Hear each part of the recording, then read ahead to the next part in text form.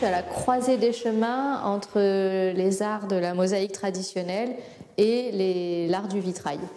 Et donc j'ai développé ma propre technique qui pioche dans les deux savoir-faire. Dans le cas de mon travail que j'ai appelé marqueterie de verre, on va travailler sur des supports opaques, habiller un mur, une niche, un renfoncement, et la lumière vient se réverbérer sur la matière. Chaque projet va avoir un dessin au préalable. Et ensuite, je vais avoir un gabarit grandeur réelle. Là, dans ce cas précis, pour finir le tour de ce futur guéridon, j'ai numéroté les pièces de verre pour retrouver sa position exacte, au millimètre près.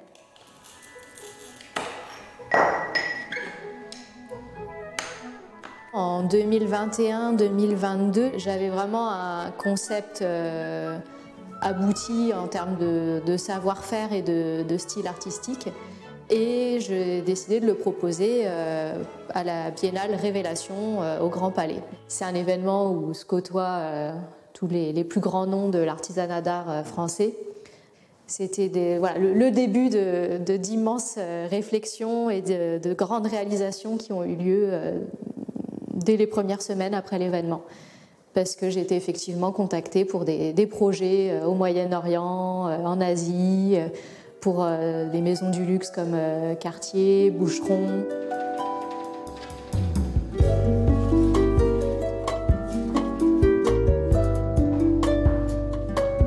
Le verre en lui-même est une source d'inspiration infinie. Je regarde mes feuilles de verre et moi je me baigne dedans et je vais choisir là où elles ont ce que j'estime être pour le projet le plus joli contraste, la plus jolie harmonie.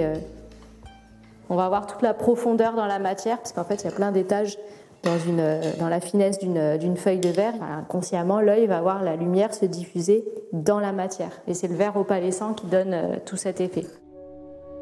Alors l'art déco, on le retrouve dans énormément de mes créations.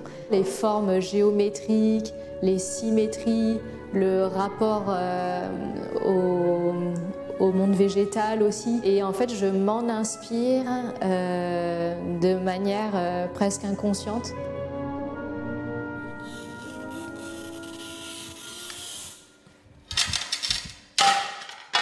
Par exemple, on est en train d'étudier, on est sur la phase exploratoire d'un projet monumental, près de 10 mètres carrés de surface, d'un projet destiné pour une boutique à l'export, pour une maison du luxe située place Vendôme.